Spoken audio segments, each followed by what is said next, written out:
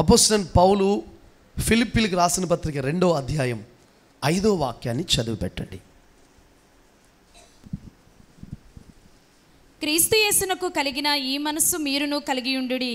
చాలండి ప్రియులారా, ఈ ఫిలిప్పీలకి పౌలయ్య గారు రాస్తూ ఏమంటున్నారంటే, క్రీస్తు యేసుకు కలిగిన ఈ మనస్సు మీరును కలిగి ఉండండి. ఆమేన్ చెప్పండి. బిడ్డలారా అందరూ కూడా 2 చేతుల పైకి ఎత్తి ఒకసారి ఆమేన్ చెప్పండి. హల్లెలూయా. మీ అందరికీ ప్రభు మనస్సు వచ్చునుగాక. ప్రభు మనసు లాంటి మనసు మీకు అనుగ్రహించబడునుగాక. ప్రభువులా మీ అందరూ మారిపోదురుగాక. దేవుడే అలాగున మీ మనస్సును మరి మళ్ళించి నడిపించునుగాక. Praise the lord. ఓకే అండి ప్రియులారా, మీరు జాగ్రత్తగా గమనిస్తే ఇక్కడ క్రీస్తు యేసునకు కలిగిన ఈ మనస్సు మీరును కలిగి ఉండండి. నా వైపు చూస్తూ వింటే నేను 4 మాటలు మీకు చెప్పి నేను ముగించేస్తాను. హల్లెలూయా. దేవుని మనస్సు అంటే ఏంటో తెలుసండి? దేవుని యొక్క స్వభావం. ఫస్ట్ మనం తెలుసుకోవాల్సింది ఏంటంటే, క్రీస్తు యేసు కలిగిన ఈ మనస్సు మీరును కలిగి ఉండండి అన్నాడు. దేవుని మనస్సు అంటే ఏంటంటే దేవుని యొక్క స్వభావం. ఆమేన్ అనొచ్చుగా. మరి పొదుపు అడగాలి పద్దాక. దేవుని మనస్సు అంటే ప్రియులరా దేవుని యొక్క స్వభావము. అర్థమవుతుందా ప్రియులరా? అంటున్నారు క్రీస్తు యేసు కలిగిన ఈ మనస్సు మీరును కలిగి ఉండండి. మీకు వస్తుంది ఆ మనస్సు, మీరు పొందుకోవచ్చు ఆ మనస్సును. క్రీస్తు మనస్సు లాంటి మనస్సు మీ అందరికీ కూడా అనుగ్రహించబడుతుంది. ఆమేన్ చెప్పండి. ఎందుకో తెలుసా? మనందరము రోజు దేవుని స్వారూప్యంలోకి మారవలసిన వారమే కానీ శరీర సంబంధమైన మనుషులుగా మారాల్సిన వ్యక్తులమైతే కాదు. మీకు గుర్తుపెట్టుకోవాలి, ఇదే టార్గెట్ కలిగి మీరు ఉండాలి. రోజుకి నేను దేవుని స్వభావంలోకి మారాలి, దేవుని పోలికలోకి మారాలి, దేవుని గుణగణంలోకి మారాలి. అంతేనా? రోజుకి శరీర సంబంధమైన మనుషులుగా మారిపోవాలా? లేదు. రోజు దేవుని పోలికలోకి మనం మారాల్సిన వ్యక్తులమే. రోజు దేవుని స్వభావాలు ధరించాల్సిన వ్యక్తులమే. ఇంకా మీకు చెప్పాలంటే ఒకనాటికి మనం ఎలా మార్చబడాలంటే ఆయన ఉన్నట్టుగా మారిపోవాలంట, ఆయనలా మారిపోవాలంట. మనం ఆలోచిస్తే యేసయ్యలాగానే ఆలోచించాలి, మాట్లాడితే యేసయ్యలాగానే మాట్లాడాలి, పాడితే యేసయ్యలాగానే పాడాలి, ప్రార్థిస్తే యేసయ్యలాగానే ప్రార్థన చేయాలి, త్యాగం కలిగి ఉంటే యేసయ్యలాగానే త్యాగం చేయాలి, క్షమాగుణం ఉంటే యేసయ్యలాగానే క్షమించాలి, ప్రేమిస్తే యేసయ్యలాగానే ప్రేమించాలి, జాలి చూపిస్తే యేసయ్యలాగానే జాలి చూపాలి, దీర్ఘశాంతం కలిగి ఉంటే యేసయ్యలాగానే దీర్ఘశాంతం కలిగి ఉండాలి. మన గురి ఆయన కానీ, మన గమ్యం ఆయన కానీ, మన తలంపు ఆయన కానీ మనుషులు కాదు. అయితే ఒకటి, మనకి ముందు దేవుడు కనబడ్డావు, దేవుడు వచ్చి నిన్ను నాలా ఉండు అని చూపించలేడు. మీకు దేవుడు వచ్చి నాలా క్షమించు అని చూపించలేడు, వాక్యం చెబుతాడు.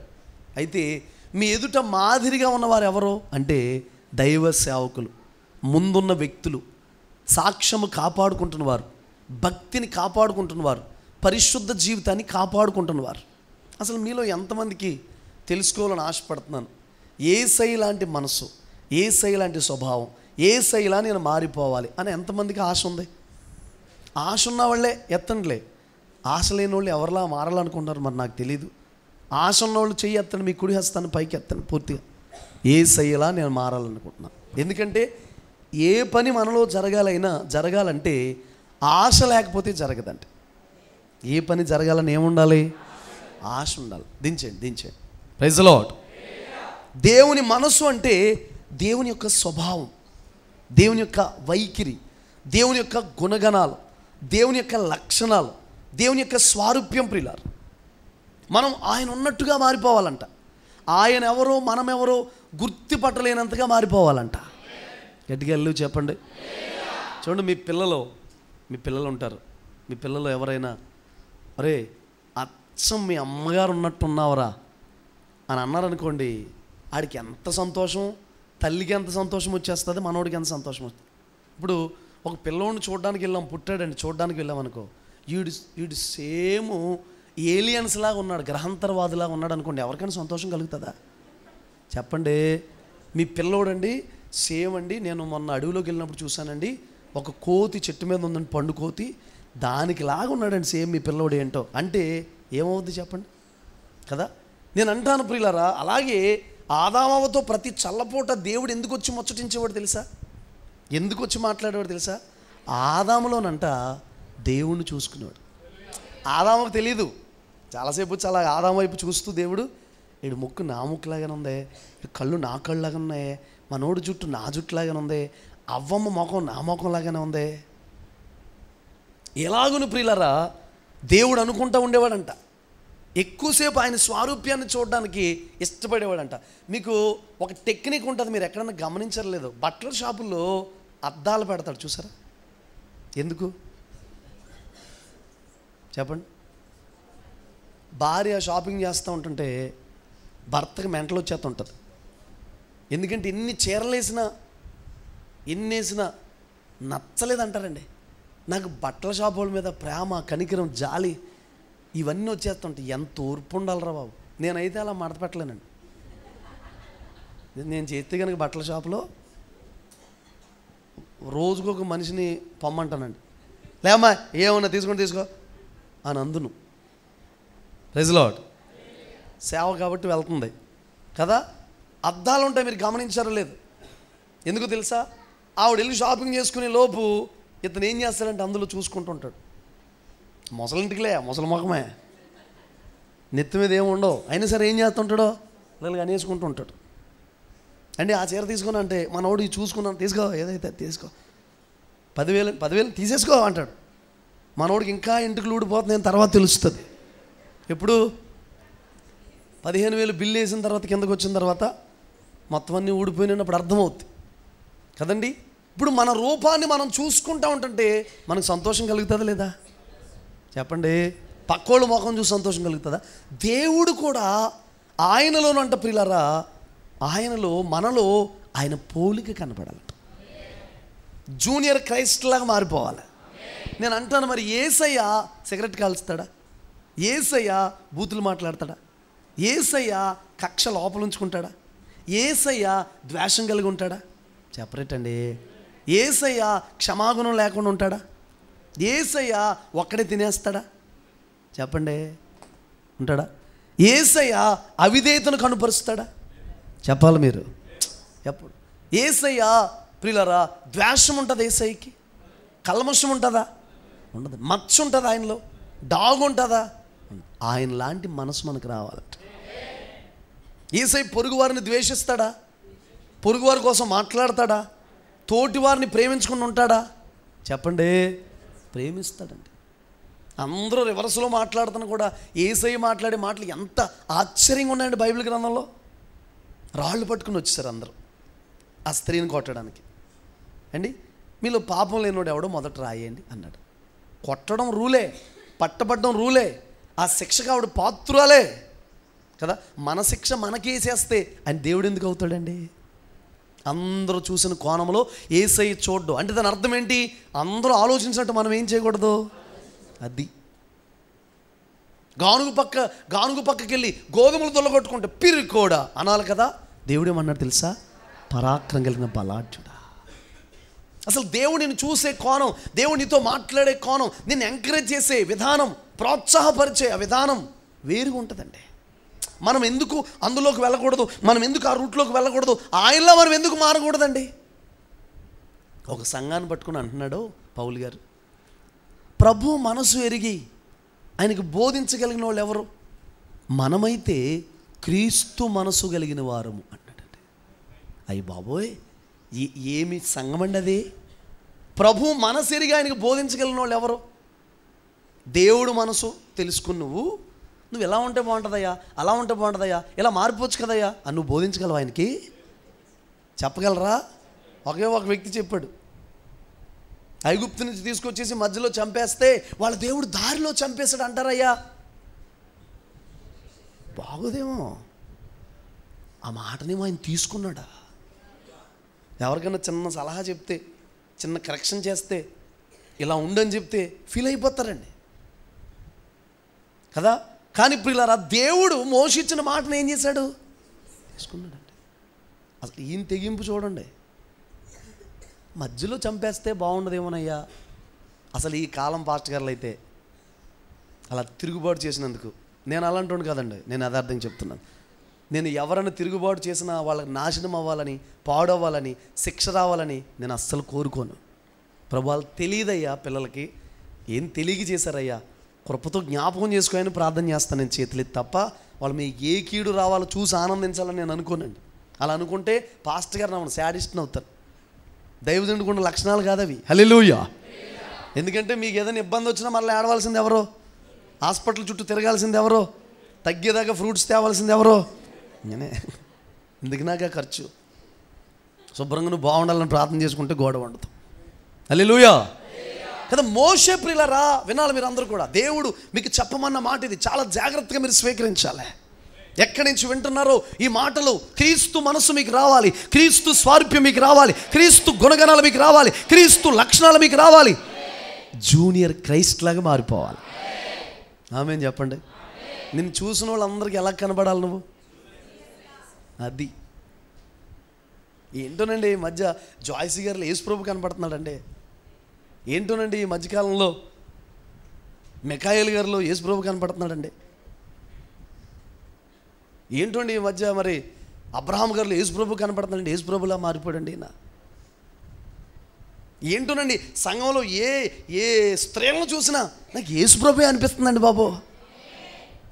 బల్లారాధన అయితే వాళ్ళ భోజనం పెట్టుకుని నాకు తినిపిస్తున్నారని తెచ్చి నాకు పెడుతున్నారండి అని అంటారా?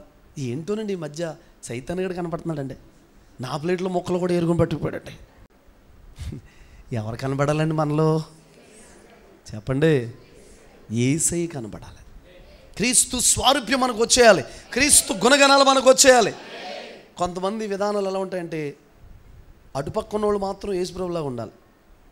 వాళ్ళు యేసుప్రభులకు క్షమించాలి, యేసుప్రభులు ప్రేమించాలి, యేసుప్రభులు మాట్లాడాలి, యేసుప్రభులు. ఇటుపక్కన ఉన్న వాళ్ళు ఏం చేస్తారంటే కనీసం పేతురులాగా కూడా ఉండరు. అటుపక్కన ఉన్న వాళ్ళు ఎలా ఉండాలంట? యేసుప్రభులా మారిపోవాలి. ఇటుపక్కన ఉన్న వాళ్ళు ఏం చేస్తారు? పెళ్ళైన కొత్తలో నేను పాస్టర్ గారికి నేర్పించిన ఒకే ఒక పదం ఇదండి. ఎవరేమంటున్నా ఇటుపక్కన ఉంటే ఈ స్థానంలో కృప యేసుప్రభు ఉంటే ఎలా స్పందిస్తాడో చెప్పని. క్షమిస్తాడండి, దీర్ఘశాంతం కలిగి ఉంటాడండి, ప్రేమిస్తాడండి, ఏమనడండి. మనం కూడా అలాగే ఉండాలి. హల్లెలూయా. గుండెల్లో బాధ అంతా దిగమింగేసుకుని ప్రార్థన చేసుకుంటే దేవుడు కార్యం చేస్తాడు. 100 మందికి చెప్పిన ప్రశాంతత రాదు మనకి. నిజమండి. ఇంకా మనం చెప్పేది వేరే రూట్లో వేరే రకరకాలుగా వెళ్ళిపోతుంటుంది. కానీ దేవుని దగ్గర మనం చెప్పుకుని బాధంతా ఆయన దగ్గర కక్కేసుకుని కన్నీరు కార్చేసి హృదయపూర్వకంగా ఆయనకి చెప్పేసుకున్నాం అనుకోండి, ధైర్యంగా ఉండొచ్చు. ఆమేన్ చెప్పండి. ధైర్యంగా ఉండొచ్చు ప్రియులారా. క్రీస్తు యేసునకు కలిగిన ఈ మనస్సు మీరును. మోషేది ఎంత మంచి మనస్సు చెప్పన ప్రియులారా. నా వైపు చూడండి. వీళ్ళందరినీ చంపేసి మోషే నీ ద్వారా ఒక క్రొత్త జనాంగాన్ని పుట్టిస్తాను. మనం ఇజ్రాయేలు ప్రజలు అనుకుంటున్నాం కదండి. అసలు అప్పుడు ఏమనుకోవాలి తెలుసా? మోషే ప్రజలు మోషే జనాంగం అనుకోవాలంటండి. చంపేస్తాను, ఒకసారి పక్క తప్పుకో అంటే తప్పుకోవట్లేదు.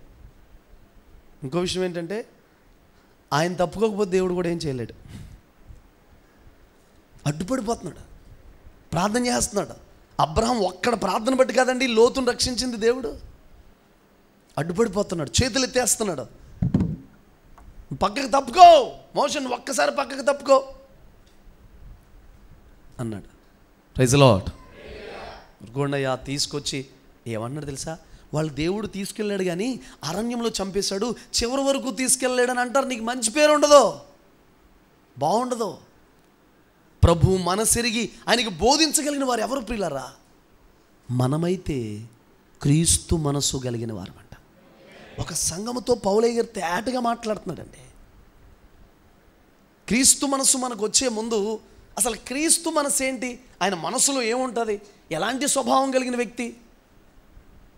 మత్తయి సువార్త 11:29 చదవండి. నేను సాత్వికుడను దీన మనస్సు గలవాడను గనుక మీ మీద నా కాడి ఎత్తుకొని నా యొద్ద నేర్చుకొనుడి. చాలండి. హల్లెలూయా. చేతులు ఎత్తరే భక్తులు. ప్రియులారా చూడండి, దేవుని మనసు ఎలాంటి మనసు అంటో తెలుసా? సాత్వికమైన మనసు. చెప్పండి, ఏ మనసు? చెప్పండి. ఆయనే చెప్పాడు. సాత్వికులకు ఉన్న ఆశీర్వాదం కూడా చెబుతాను మీకు.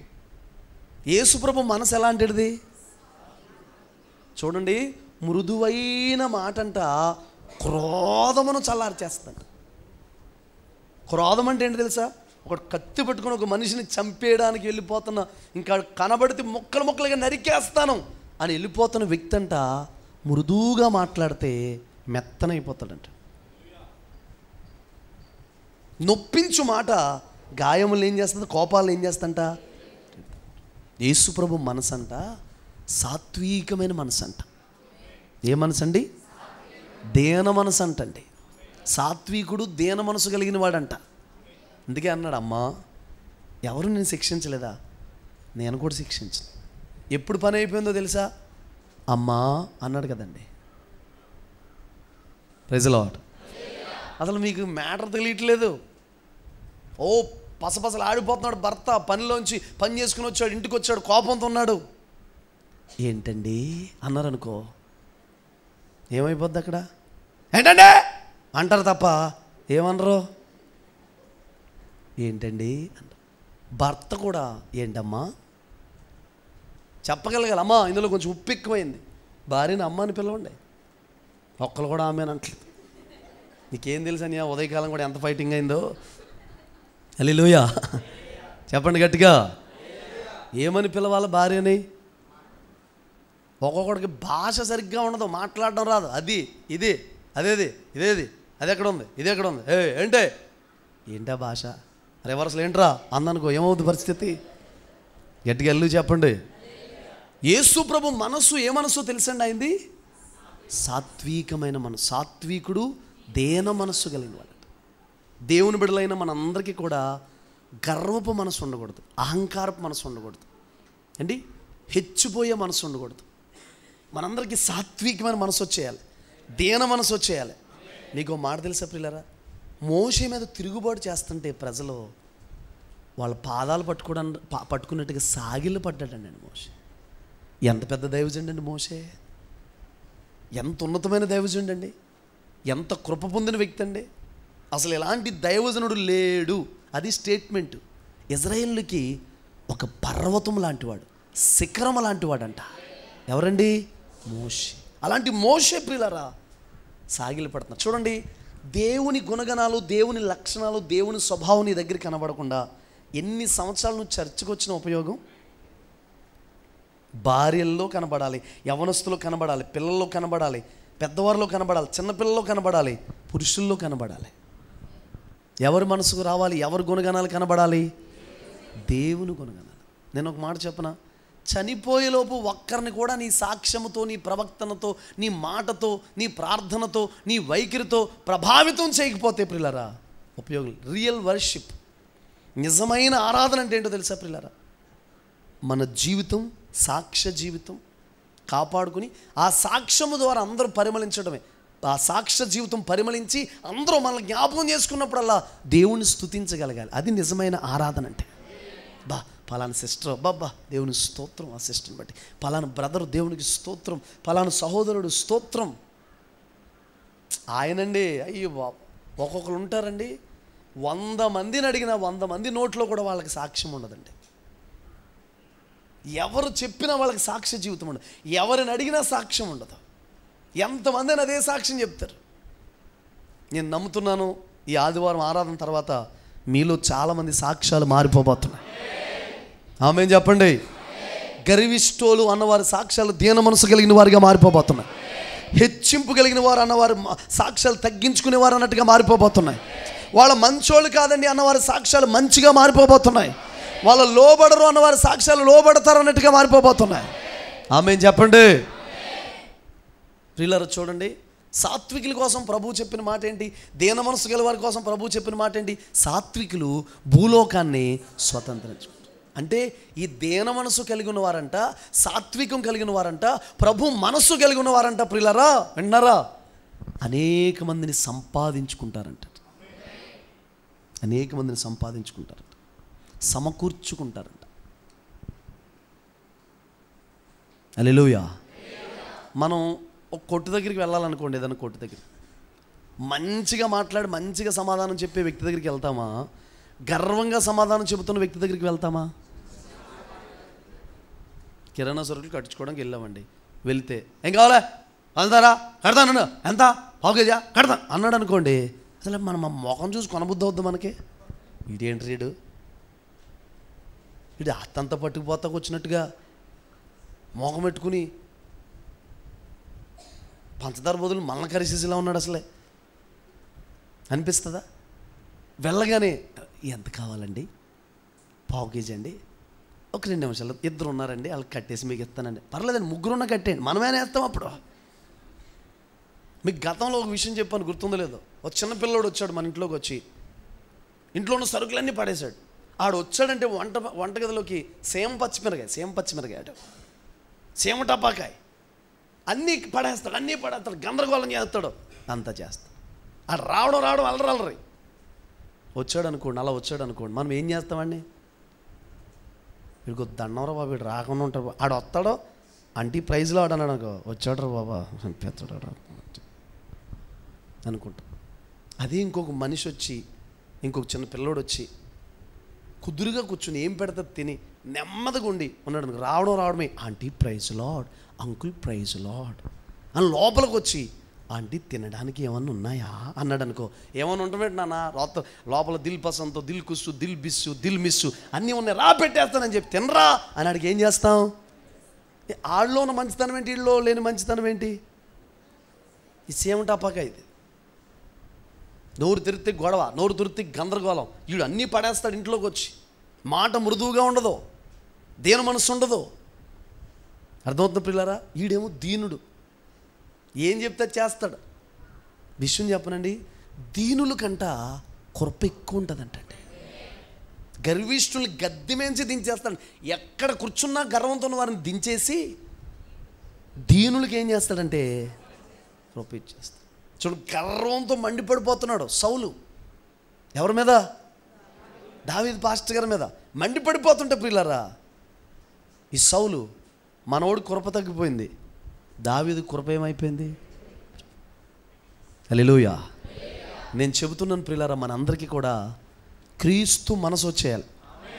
ఈరోజు సాయంత్రం నుంచే ఈ జీవో పాస్ అవ్వాలి, సాయంత్రం నుంచే పాస్ అయిపోవాలి. నేను ఇంకా చెప్పాలంటే ఇప్పటి నుంచి అది జీవో పాస్ అవ్వాలి. ఏంటది? క్రీస్తు మనస్సు. హల్లెలూయా. అండ్ కొంచెం అక్కడ దించండి అన్నాను అనుకో, మీ అబ్బాయి లేడా, మీ కుర్రోడు లేడా, మీ తమ్ముడు లేడా, మీ నాన్న లేడా, మీ తాత లేడా, మేము దించాం. ఏమన్నావు ప్రసంగం నువ్వు? హల్లెలూయా. మరి అది ఏమవ్వాలి? అదే చూస్తారు. కొంతమంది టెస్ట్ చేస్తారు మనల్ని. మీరు గమనించట్లేదు, ప్రసంగం అయిన తర్వాత టెస్ట్ చేస్తారు మనల్ని. ఆ టెస్ట్లో మనం ఏమవ్వాలి? పాస్ అవ్వాలి. ఆ పరీక్షలో పాస్ అవ్వాలి, చేయగలగాలి. క్రీస్తు మనస్సు మనకు రావాలి, క్రీస్తు గుణగణాలు మనకు రావాలి అన్నాడుగా. క్రీస్తు యేసునకు కలిగిన, మీకు ఇంకొక విలువైన మాట చెప్తాను, గుండెలో పెట్టుకుంటారా? ఏదో మనసు, ఎవరో స్వభావం మనకు ఉండదంట. స్వయంగా ఆయన మనసే మనకిచ్చేస్తాడంట. ఆయన మనసే నీకు ఇచ్చేస్తాడు. అప్పుడు మీరు సాక్ష్యం చెప్పొచ్చు, నా మనసు అయితే నేను ప్రేమించను, నా మనసు అయితే క్షమించను, నా మనసు అయితే ద్వేషంతో ఉంటాను, నా మనసు అయితే అసలు నేను వేరుగుంటే ఇది నా మనసు కాదు. నాకు ఎవరిదో మనసు వచ్చేసింది. అది ఎవరి మనసు అంటే క్రీస్తు మనసు. ఆమేన్ చెప్పండి. నిజం కాదా? మన మనసు అయితే ఉండదు. నేను అందుకే నా పాటలో పెట్టుకున్నాను, కొంచెమైన మంచి లేదు, మంచిని పంచ చేత కాదు, నీ మంచితనమంతా నాకిచ్చినావు, నీ వలనే నేను బ్రతికి ఉన్నా. మన దగ్గర కొంచెమైన మంచి ఉందా చెప్పండి? ఎవరికి పెట్టే టైపా, మనం ప్రేమించే టైపా, క్షమించే టైపా? నీకు ఎవరు మనసు రావాలి? క్రీస్తు మనసుంటే క్షమిస్తావు, క్రీస్తు మనసుంటే ప్రేమిస్తావు, క్రీస్తు మనసుంటే జాలు చూపుతావు, క్రీస్తు మనసుంటే చేరదీస్తావు. క్రీస్తు మనసుంటే వేరుగా ఉంటుందండి. జాలితో నిండిపోతాం మన హృదయం. రోడ్డు మీద ఒక వ్యక్తి దాహంతో అల్లాడిపోతుంటుంటే పక్కనే మనం కూల్ డ్రింక్ తాగి యేసుప్రభు నీకు సాయం చేస్తాడు, ప్రార్థన చేసుకో అనం. మనం ఆగిపోయే అవసరమైతే అతనికి ఏం చేస్తాం? అది దేవుని మనసు. హల్లెలూయా. ఏదైనా అక్కడ ప్రమాదం జరిగితే దాటి వెళ్ళిపోం. ఎవరైనా ఇబ్బందులు ఉంటే దాటి వెళ్ళిపోం. ఎవరైనా భయంకరమైన పరిస్థితులు ఉంటే వెళ్ళిపోం. ప్రియులారా, చేస్తాం. అది దేవుని మనసు. ఆ మనసు మనందరికీ రావాలి. ఎలాంటి మనసు అంటే అయింది? దేన మనసు. చెప్పండి, క్రీస్తు మనసు ఏంటి? మొట్టమొదటిగా ఆయన మనసుకున్న లక్షణాలు తెలుసా ప్రియులారా మీకు? ఒకసారి చూడండి, ఆయన మనసుకి ఎటువంటి కల్మషం లేదు, ద్వేషం లేదు. ఒకసారి చూడండి, హెబ్రీ పత్రిక 7వ అధ్యాయం 26 చదివి పెట్టండి.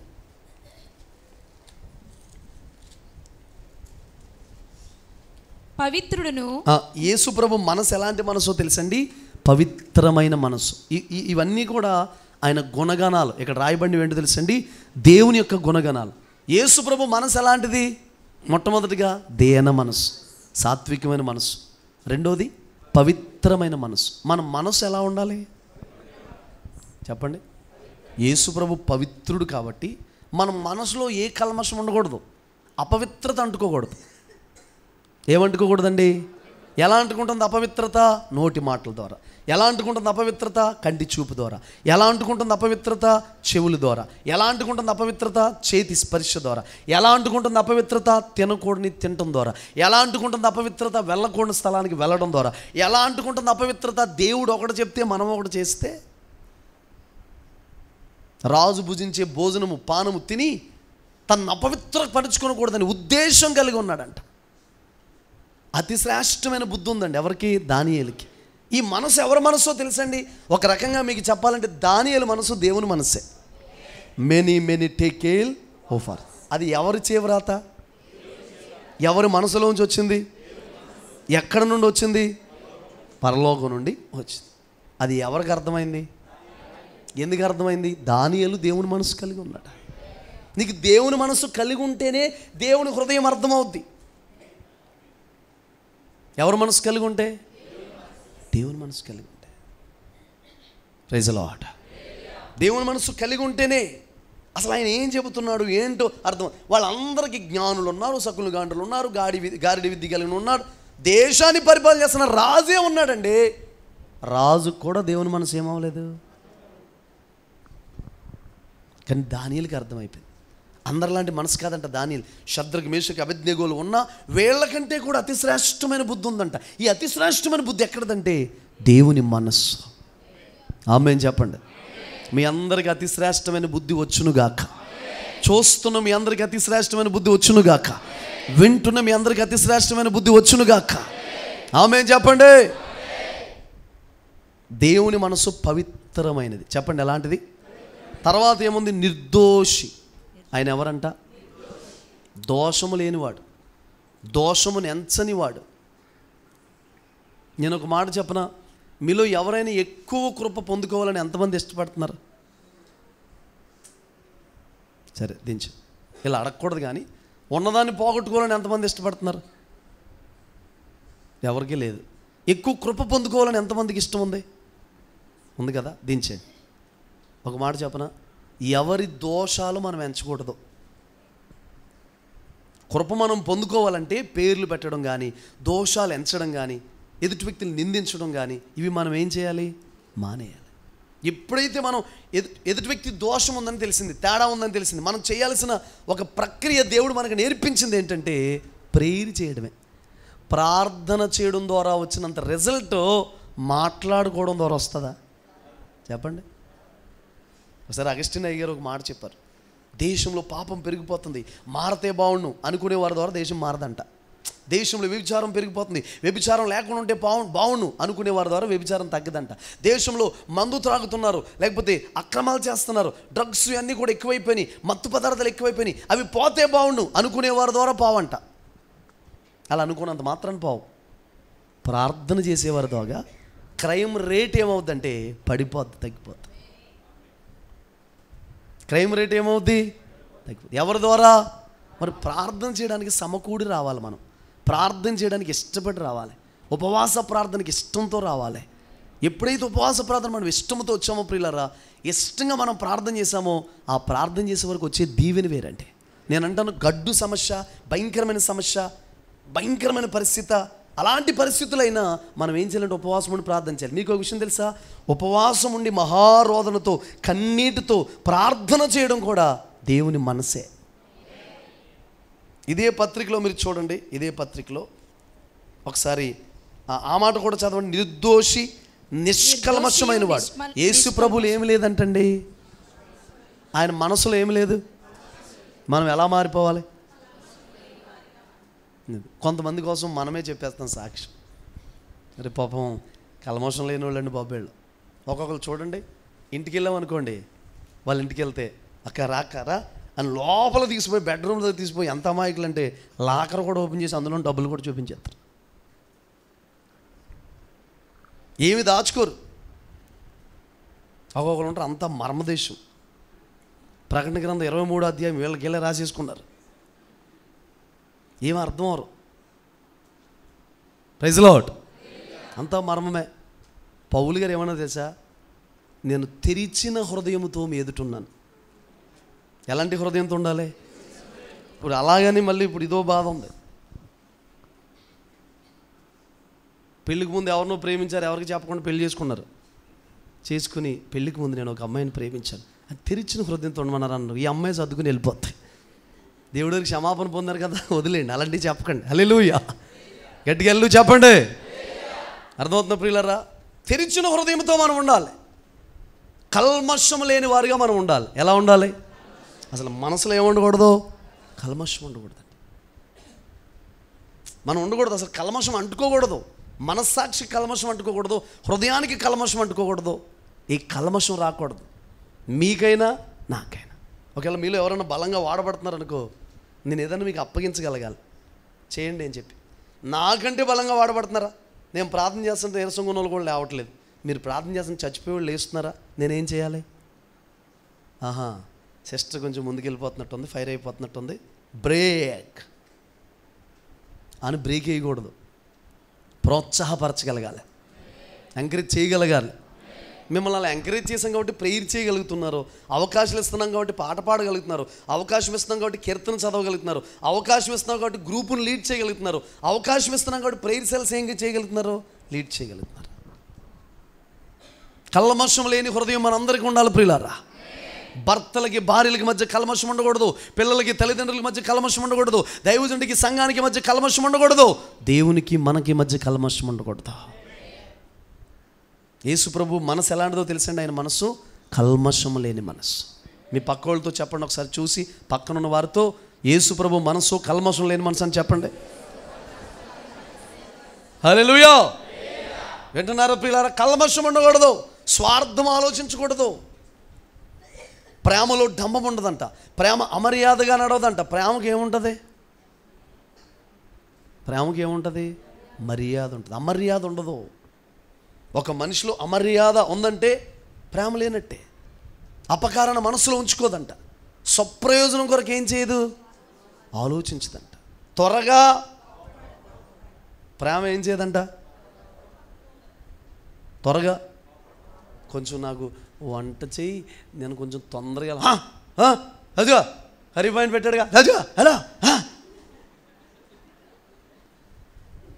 ఏమండి కొంచెం కూరలు ఉప్పు ఎక్కువైందా? ఎప్పుడెలా కొడతావు? పెళ్ళి నరిచిందా? ఎప్పుడన్నా నీ మొహం పట్టుకుని మంచిగా ఉండవా? సరిగ్గా తిన్నానా? ప్రేమలో ఏముండదు, ఒక్కొక్కరికి ముక్కు మీదే ఉంటుంది. అంటే చాలు. ఇంకా నువ్వు ఇల్లాది పోలీస్ స్టేషన్ నాకు అర్థం అవ్వట్లేదు, సెంటర్ జైలా. ప్రతి ఇల్లు కూడా ఎలా ఉండాలండి? పరలోకంలా ఉండాలి. చూడండి, భర్త వస్తున్నప్పటికి ఇల్లంతా, కొంతమంది ఇల్లంతా రే నాన్న వచ్చేస్తున్నాను, ఎక్కడో అక్కడ బిగిసిపోయి నాన్న వచ్చేస్తున్నాడు రా బాబు అంట. పిలుత్తుంగు కూడా అంత అందంగా ఉంటుంది మనవాడి పిల్లు. మాసం తెచ్చాను వండు, అలాగేనండి అలాగే. పిల్లలందరూ మనవాడేమో పోలీసు, వీళ్ళందరూ ఏమో దొంగలు. అందరూ కూడా ఇంకేం చేయాలి? ఇంట్లో దడదలాడిపోయి పోలీసు వచ్చేస్తున్నాడు, పోలీసు వచ్చి. ప్రేమ అనురాగాలు ఉండవా? నాన్నగారు ఇంటికి వస్తున్నప్పటికీ కుటుంబంతో ఎలా మారిపోవాలి? ఆహ్లాదకరమైన వాతావరణం ఉండాలి. సంతోషంగా మాట్లాడుకోవాలండి భార్యాభర్తలో. ఒకసారి పాస్టర్ గారు అన్నారు, వామ్మనం తింటారా దోశ వేయమంటారా అన్నారు. నేను అన్నాను, వామ్మనం తినకపోతే నన్ను దోశ వేస్తావా అంటే దాని అర్థం ఏంటి? వామ్మనం తింటారా దోశ వేయమంటారా అన్నారు. వామ్మనం తినకపోతే నన్ను దోశ వేస్తావా? చెప్తాను, జపన అయితే చెప్తానండి ఈ సంగతి. భార్యాభర్తలు సరదాగా నవ్వుకుంటూ ఉండాలండి, సంతోషంగా ఉండాలండి. మనోడు ముఖం మీద గుడ్డు కొట్టి వేసిన ఆమ్లెట్ అయిపోద్ది, ఈవిడు ముఖం మీద గుడ్డు కొట్టి వేసిన ఏమైపోద్ది? ఆమ్లెట్. సంతోషం ఉండదు ఇంట్లో. పిల్లలు, భార్య, భర్తలు ఒక ప్రేమ వాతావరణం ఉండాలండి. నాన్నగారి దగ్గరికి పిల్లలు పరిగెత్తుకుని రావాలి. నేను ఫెయిత్ హోమ్లో ఉన్న పిల్లలకి చెప్పాను ఒకసారి, వాళ్ళని ఏదో విషయంలో కొట్టారే, నాన్న నేను ఎక్కడికైనా మీటింగ్కి వెళ్ళి వచ్చినప్పటికీ పరుగును మీరు నా కారు దగ్గరికి వచ్చేయచ్చు, నన్ను పట్టుకోవచ్చు, నాతో మాట్లాడవచ్చు, అంత స్వేచ్ఛగా ఉండొచ్చు కదా. అంత ధైర్యం వీళ్ళకి సరిపోతలేదు. హల్లెలూయా, గట్టిగా వెళ్ళి చెప్పండి. అర్థమవుతుంది ప్రియులారా? అంత స్వేచ్ఛగా ఉండాలి కుటుంబంలో, ఆ యూనిటీ ఉండాలి. అది ఉండాలంటే నేను చెప్పనా, ఎవరి మనసు ఉండాలి? ప్రొద్దుట్లు లెగిసి ఇంట్లో సంతోషంగా ఉండే వాతావరణం ఉండదండి. దేవుడు బిగిసిపోయి తిన అట్లు, మనోడు బిగిసిపోయి శుభ్రంగా స్నానం చేస్తారు, ఎక్కడా ఎక్కడ వెళ్ళేది? ఎగ్జిబిషన్గా, సర్కస్గా? ఎక్కడికి వెళ్ళేది? దేవుని సన్నిధికి. ఏ మనసుతో రావాలి? భర్త ఏమో బయలుదేరే టైంకి ఎక్కడో ఉంటాడో సెంటర్లో, భార్య ఏమో ఎక్కడ ఉంటుంది, ఇప్పుడు బాత్రూమ్ రారా. అసలు సమాధానం ఉండదు, నైట్ టైం మాట్లాడుకోవడం ఉండదు, రేపు పెందల కాడే వెళ్ళాలనే యూనిటీ ఉండదు. చిన్న చిన్న మనస్పర్ధలు. విషయం చెప్పమంటారా? ఈవిడికి కోపం వచ్చినా పిల్లలకి రేవైపోద్ది, మనోడికి కోపం వచ్చినా పిల్లలకి రేవైపోద్ది. ఆడెలా చూసి మీ ఇద్దరు గొడవకు నేనా కారణం? నీ కోపం అంతా ఎవరి మీద చూపిస్తున్నావు? దేవుని మనసా అది? శిక్షణ చెయ్యాలి, గద్దించాలి, క్రమపరచాలి. నేను పిల్లల్ని కొడతానండి, నా దగ్గర ఉన్న పిల్లలు కూడా కొడతాను, అంతే ప్రేమ చూపిస్తాను. అసలు నేను కొట్టిన దెబ్బలు ఎవరికి కూడా గుర్తురానంత ప్రేమ చూపిస్తాను నేను, యథార్థంగా చెప్తున్నాను. హల్లెలూయా. చాలండి. వాళ్ళని పిల్లలు ఉన్నారో వాళ్ళు ఏదో పని చేస్తున్నప్పుడు వాళ్ళ దగ్గరికి వెళ్ళి ముద్దు పెడితే చాలు, ఈ గాయాలన్నీ ఏమైపోతాయి? పోతాయి. ప్రేమగా దగ్గర తీసుకుంటే చాలు. కొట్టకుండా ఉంటాను అని అన్నాం, ఎందుకంటే శిక్షణ చేయాలి. మీరు నమ్మి పిల్లలు మాకు అప్పగించారు. ఒకటి దేవుణ్ణి, రెండు దైవజనుడు ఏం చేశారు? మీకు చాలామందికి నమ్మిక దేవుడు అన్ని దగ్గర ఉంటాయి, కృపక్క దగ్గర ఉంటాయి, క్రమపరచబడతారో, కంట్రోల్ చేయబడతారో. ఎలాంటి నమ్మిక ఉందా? కృపక్క, దేవుడు అని బాగా కష్టపెట్టారు మీరు పిల్లల్ని.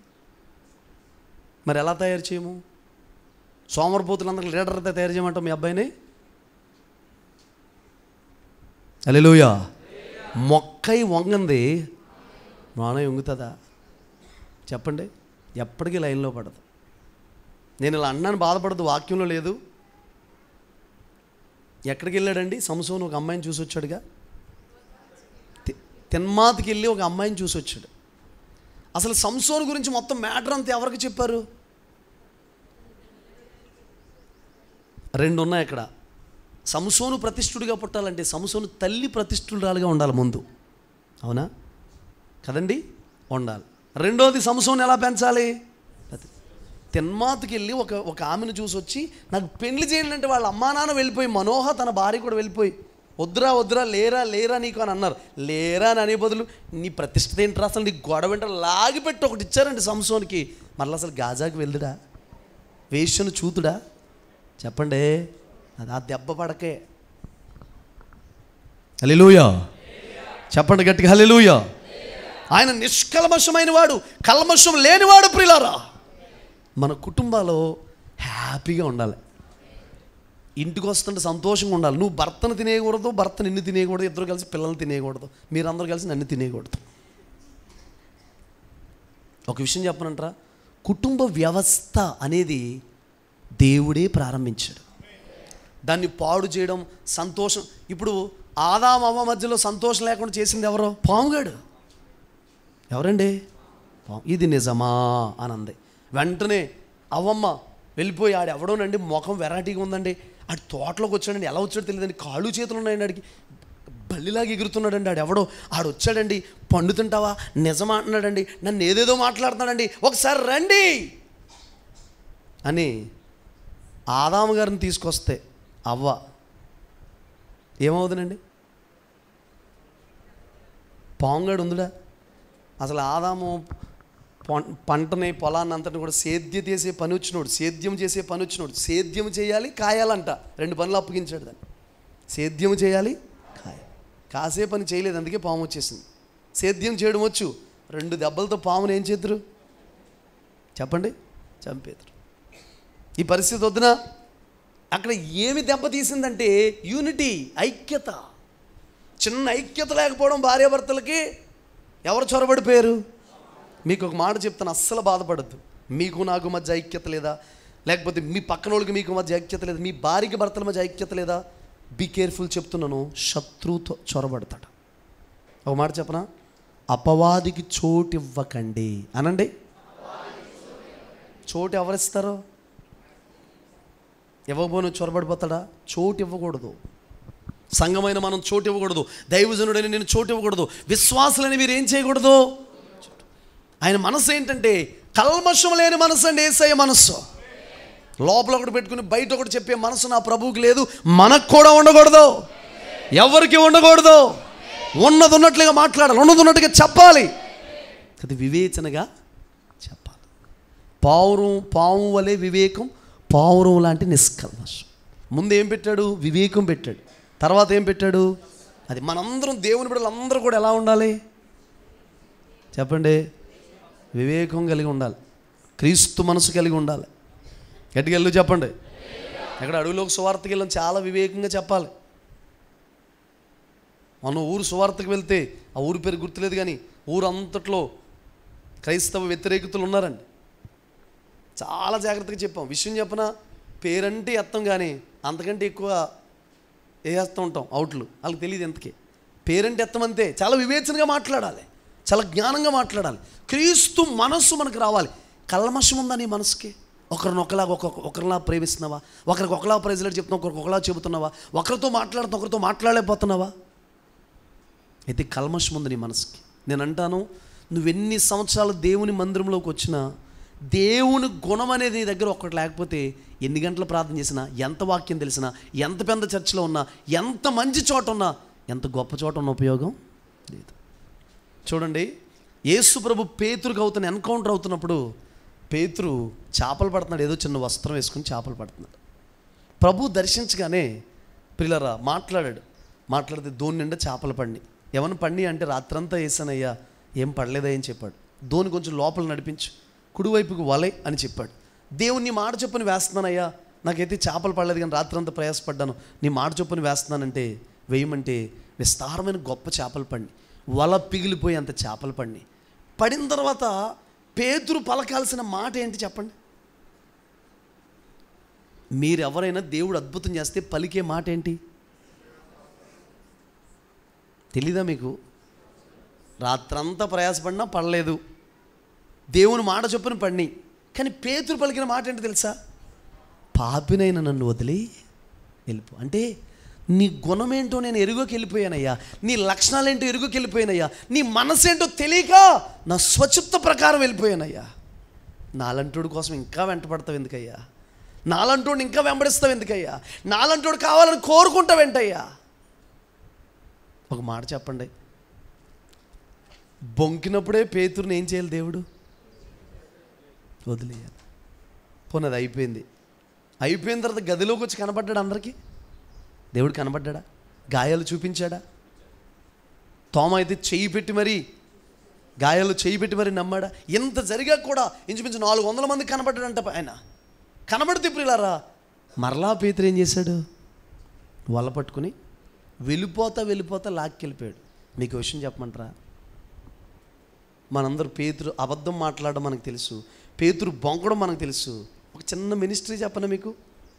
యేసు ప్రభుతో తిరిగిన వారిని, యేసు ప్రభు సేవలో ఉన్న వారిని ఆయన స్వయంగా చూసి ప్రభు ఏంటో తెలిసి చూసుకున్న వారిని ప్రియులారా కూడా ఉండి వెంబడించిన శిష్యుల్ని 5గురిని తీసుకెళ్ళిపోయాడంట పేతురు. మీకు మాట తెలుసా? పేతులు మాటలు ఎంత పవర్ఫుల్లో మీరు ఆలోచించండి. ఒక మాట చెప్తాను. ఒక ప్రసంగానికి 3,000 మంది రక్షించబడతారని, ఒక ప్రసంగానికి 5,000 మంది రక్షించబడతారని, నా కొరకు ధైర్యంగా బోధిస్తాడని ఇన్ని అబద్ధాలు మాట్లాడుతున్నా, ఇలా చేస్తున్నా, బొంకుతున్నా, మరలా వెనక్కి వెళ్ళిపోయినా ముందే దేవుడు చూసేసాడు అదంతా కూడా. పడితే గట్టి కొట్టండి పిల్లలు. హల్లెలూయా. ఇప్పుడు అన్నాడు, అయ్యా నన్ను నాలంటోడి దగ్గరికి ఎందుకయ్యా వస్తావు? అంత వెంటాడి వెళ్ళాల్సిన పరిస్థితి ఏంటండి? యోనా వెళ్ళనంటే యోనానే వెళ్ళమంటాడు. 100 మంది యోనాలు 10 నిమిషాల్లో పుట్టించగలడు. నేను అవసరమా శుక్రవారం ప్రార్థనకి? నేను అవసరమా ఉపవాస ప్రార్థనకి? నేను అవసరమా ఓల్డ్ నైట్ ప్రేయర్కి? నేను అవసరమా గంట ప్రార్థనకి? నేను అవసరమా చర్చలు? నువ్వు అవసరం. నువ్వు లేకపోతే ఆయన ప్రాణం అల్లలాడిపోద్ది. నువ్వు కనబడకపోతే ప్రభు ఉండలేడు. నువ్వు కనబడకపోతే ఆయన ఆగలేడు. నువ్వు అవసరం, కావాలి. నేనే ఉన్నానా అని అనుకోవద్దు. నువ్వు కావాలి దేవునికి. హల్లెలూయా. ప్రభు నీ మనసేంటో ఎరుగకి నేను నడిచానయ్యా. పాపిని నన్ను వదిలిపోయా, నాలంటూ వదిలిపోయా. నిజం చెప్పండి బిడ్డలారా, యథార్థమైన మనసుతో మనం ఒక మాట చెప్తామా? మనం ఎవరమైనా అన్ని అద్భుతాలు జరిగితే దేవునికి స్తోత్రమనైనా చెప్పేది, ఇంకోటి ఏం చెప్పగలమా? నన్ను వదిలి వెళ్ళిపో అని అనగలమా? ఈయన ఉంటే ఇంకా చేపలు పడతాయి, ఈయన ఉంటే ఇంకా అద్భుతాలు జరుగుతాయి, ఈయన ఉంటే ఇంకా గొప్ప కార్యాలు జరుగుతాయి అనుకుంటాం తప్ప మన మనసును మార్చుకుంటామా? చెప్పండి. కానీ పేతురు తన స్వభావాన్ని మార్చుకుంటున్నాడా? నాలంటోడిని ఎందుకయ్యా? నీ స్వభావం ఏంటో, నీ మనసు ఏంటో, ఎంత త్యాగం చేసావో అలాంటి వ్యక్తిని నిన్ను వదిలేసి చేపలు పట్టడానికి వెళ్ళిపోయిన నా వెనకాల ఎందుకయ్యా పడతావు? పాపినైనా నన్ను వదిలి వెళ్ళిపోవయ్యా, నన్ను క్షమించయ్యా అంటే పేతురు ఏ మనస్సు కోసం తాపెత్రేయబడుతున్నాడో, దేవుని లాంటి మనస్సు నాకు రావాలి. పేతురునంట మీకు చాలాసార్లు చెప్పాను, చాలా ఈజీగా గుర్తుపట్టేయచ్చంట. పేతురు ముఖం మీద చారలు ఉంటాయంటండి. ఇలాగా బైబిల్ ఉంది. వెంటనే వెలుపలికి వెళ్ళి కోడి 3 సార్లు కూసిన తర్వాత వెలుపలికి వెళ్ళి పశ్చాత్తాపడి ఏడ్చాడంట పేతురు. నిజంగా ఈ పశ్చాత్తాపం, నువ్వు చేస్తుంది ఏంటో, నడుస్తున్న విధానం ఏంటో నీకు అర్థం కావట్లేదా? స్నేహాల వల్ల అర్థం అవట్లేదా? సహవాసాల వల్ల అర్థం అవట్లేదా? బంధాల వల్ల అర్థం అవట్లేదా? డబ్బుల వల్ల అర్థం అవట్లేదా? ఉన్న కలిమిని బట్టి అర్థం అవట్లేదా? ఉన్న సంపదను బట్టి నువ్వు ఎక్కడున్నావు అర్థం అవట్లేదా? కొన్నిసార్లు ధనమున్నా, డబ్బున్నా, స్నేహాలున్నా, లోకమున్నా, మనుషులున్నా, మమకారాలున్నా దేవుడు ఏంటో మనకు. కానీ మనం ఎక్కడున్నా మనం తెలుసుకోగలిగితే, దేవుని మనసు ఉందో లేదో మనం తెలుసుకోగలిగితే అప్పుడు మనం అప్డేట్ అవుతాం. అలా పశ్చాత్తాపడిన పేతురికి దేవుడు చేసిన కార్యం ఏంటి? పౌలు గారికి కూడా లేని కృపించాడు. ఒక ప్రసంగానికి 3,000, ఒక ప్రసంగానికి 5,000. విషయం చెప్పమంటారా? పేతురు గారు వస్తున్నారంటే ప్రియులారా, రోగులను తీసుకొచ్చి మంచాల మీద పెడితే షాడో నీడ పడితే బాగుపడిపోయారంట. ఆ రోగులనంట మరణ పరిస్థితులు ఉన్నవారు పేతురు గారు నీడ పడేలాగా సెట్ చేసేవారంటండి. విషయం చెప్పమంటారా? నీడలాగా నిలకడలేని పేతురుని నీడ పడితే రోగులు బాగుపడేటట్టుగా ప్రభు చేశారు. హల్లెలూయా. ఒక చెట్టు నీడ ఏదైనా, ఒక వృక్షం నీడ ఏదైనా, ఒక సామెత ఉండేది అనకూడదు కానీ, తాడి చెట్టు నీడ ఒక నీడ పడుతుందా, తగులుకున్న సచ్చినోడు భర్త అవుతాడా అని ఒక సామెత ఉండేదట. హల్లెలూయా. ఎవరెవరో తగులుతున్నారో నేను ప్రేమిస్తుందని చెప్పి అందరూ భర్తలు అయిపోతారా? తాడి చెట్టు నీడ వద్దా? Praise Lord. ఎలాంటి అంత ఇష్టమో భక్తులకి. నీడలాగా నిలకడలేని పేతురుని ప్రియులారా నీడ పడితే రోగులు బాగుపడేటట్టుగా చేశారు. నువ్వు ఎంత నిలకడలేని వ్యక్తివైనా, ఎంత స్థిరత్వం లేని వ్యక్తివైనా, ఎంత చంచలాత్మతో నింపబడినా పేతురు దేవుడు నిన్ను ఏం చేయగలడంటే నిలకడగా నిలబెట్టగలడు. నేను అంటాను, రంగుల వలయంలో, మాయలోకంలో వీటిలో పడిపోయి మనం ఎక్కడున్నామో తెలుసుకోలేకపోతున్నావా? ఏ మనసుతోనో తెలుసుకో. చాలా డేంజర్ పిల్లరా. ఎప్పటికప్పుడు నీలో శుద్ధీకరణ జరగాలి. ఎప్పటికప్పుడు నీ బిహేవియర్ ఎలా ఉంటుందో చూసుకోవాలి. ఎప్పటికప్పుడు నీ మనసు ఎలా ఉంటుందో చూసుకోవాలి. ఎప్పటికప్పుడు నీ స్వభావం ఎలా ఉంటుందో చూసుకోవాలి. ఎప్పటికప్పుడు ICU అనండి అంటే ఏంటి?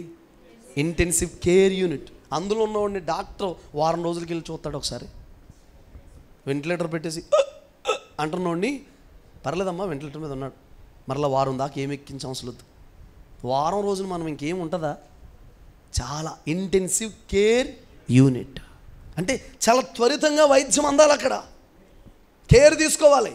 నిమిషానికి ఆ వైద్యుని యొక్క ఆ యొక్క ఆ పేషెంట్ యొక్క విధానం ఎలా ఉందో, వైఖరి ఎలా ఉందో, స్పందన ఎలా ఉందో, ఈ గుండె ఎలా పనిచేస్తుందో, ఆక్సిజన్ లెవెల్స్ ఎలా ఉన్నాయో, స్పృహలోకి వస్తున్నాడా, ఎప్పటికప్పుడు ఏం చేయాలి? నేను అంటాను ప్రతి విశ్వాసి కూడా ఎప్పటికప్పుడు ఇంటెన్సివ్ కేర్ యూనిట్లో ఉండాలి. ఎక్కడ మనం తేడా చేస్తున్నాం? ఎందుకంటే మనం వధువు సంఘంగా మార్చబడాల్సిన వాళ్ళం కానీ శరీర సంబంధంగా మారాల్సిన వ్యక్తులం కాదు ప్రియులారా. అంతకంతకు క్రీస్తు స్వారూప్యం రావాలి, అంతకంతకు క్రీస్తు గుణగణాలు రావాలి, అంతకంతకు యేసయ్యలా మనం మారిపోవాలి. మనం క్రైస్తవులు మన సంఘం అందరూ ఎలా మారిపోవాలి తెలుసు? రానున్న నెలలో సువార్త చెప్పనవసరం లేకుండానే. ఎస్తేరమ్మ గారు పుట్టినరోజు మొన్న నల్గొండ వెళ్ళాం. నన్ను ఒక మాట చెప్పమంటే నాకు ఆరాధన ఇచ్చారు. నన్ను ఒక మాట చెప్పమంటే నేను చెబుదాం అనుకున్న మాట ఏంటి తెలిసే? పరిశుద్ధాత్మ నాకు ఇచ్చింది. బైబిల్లో కొంతమంది వ్యక్తుల కోసం మనం చదివాం, చూడలేదు, వాళ్ళని చూసామా? కానీ ఎస్తేరమ్మ గారిని చూస్తున్నాం. ఈవిడి బైబిల్లో ఒక భక్తురాలు లాంటి ఆమె అని చెబుదాం అనుకున్నాను. ఎందుకో తెలుసా? వాక్యాన్ని అంత చక్కగా నెరవేర్చుకుంటారు ఆవిడ. అప్పటికప్పుడు మనం ఎక్కడున్నాం, అప్డేట్లు ఎలా ఉన్నాము, మన మనసు ఎలా ఉందో చూసుకుంటుండాలి. అర్థమవుతుందా? క్రీస్తు మనసు మాలో వస్తుందా లేదా, క్రీస్తు గుణగణాలు వస్తున్నాయా లేదా, క్రీస్తు స్వారూప్యం మనలో వస్తుందా లేదో చూసుకోవాలి. అప్డేట్లోకి రావాలి మనం. అప్పుడే మీరు గ్రోత్ అవుతారు, ఎదుగుతారు. వ్యవసాయకుడు చూడండి, మొక్క ఉంటుందండి. ఆ మొక్కను మరలా ఆ చెట్టుని ఎక్స్ట్రాగా ఉన్న కొమ్మలని ఏం చేస్తాడు? విషయం చెప్పమంటారు, ఆ బరువైన కొమ్మలు, బాగా బరువైన కొమ్మలు నరకకపోతే గాలి వచ్చినప్పుడు, తుఫాన్ వచ్చినప్పుడు ఈ కొమ్మల బరువుకి చెట్టు ఏమవుతుందంటే వేర్లతో సహా లెగిసిపోద్ది. వేర్లతో సహా లేవకుండా ఉండాలంటే వినాలి వాక్యం. కొమ్మలు ఎప్పటికప్పుడు ఏం చేయాలి? కట్ చేస్తే కొత్త చిగురులు వస్తాయి, లేత చిగురులు వస్తాయి. కొంచెం మరి కట్ చేసినప్పుడు బాధ అనిపిస్తుందా లేదా? కోసినప్పుడు బాధ అనిపిస్తుందా లేదా? చెప్పండి. అనిపించకూడదు మనకి. హల్లెలూయా. ఆ మనసు నీకు ఉంటేనే క్రీస్తు మనసులా మారిపోవాలి, క్రీస్తు స్వారూప్యంలోకి మారిపోవాలి, క్రీస్తు గుణగణంలోకి మనం మారిపోవాలి ప్రియులారా. ఆమేన్ చెప్పండి. అలాగున ప్రభువు మనల్ని నడిపించాలి. ఆమేన్ చెప్పండి. ఎవరంటైనా పవిత్రుడు, నిర్దోషి, నిష్కల్మషమైన వాడు యేసయ్య మనసు. ఇంకొక మనసు ఏంటి తెలుసండి? పాపుల్లో చేరడు కానీ పాపుల్ని ప్రేమిస్తాడు. చెప్పండి, గట్టిగా చెప్పండి. ఇక్కడే ఉంటారా? వింటారా వాక్యం? మరి గట్టిగా స్పందించాలి. పాపుల్లో చేరడు కానీ పాపుల్ని ఏం చేస్తాడో? మనం పాపం చేసిన వాళ్ళు అందరినీ ప్రేమించాలి. వాళ్ళకి ప్రభు మార్గం చక్కగా చెప్పాలి. ఈ మార్గం గురించి చక్కగా మరి క్లారిటీగా చెప్పి ప్రభు దగ్గర నడిపించాలి. కానీ వాళ్ళలో మనం ఏం చేయకూడదు? చేరకూడదు. యేసు ప్రభు మనసు పాపం చేసే మనసు కాదు, పాపం వైపు వెళ్ళే మనసు కాదు. మన మనసు ఫిక్స్ అయిపోవాలి. మనం నేను పాపం వైపు నా మనసు వెళ్ళకూడదు, పాపుల్లో చేరకూడదు. అర్థమవుతుందా? పాపం వైపు ప్రేరేపించబడకూడదు, పాపం నాకు అసహ్యం అయిపోవాలి. పాపము చాలామందికి ఇష్టం అండి, తెలుసా మీకు? పైకి భక్తులుగా ఉంటారు కానీ పాపపు అవకాశం వచ్చినప్పుడు, పాపం చేయడానికి అవకాశాలు వచ్చినప్పుడు పాపం చేయడానికి ప్రయత్నిస్తుంటారు కొంతమంది.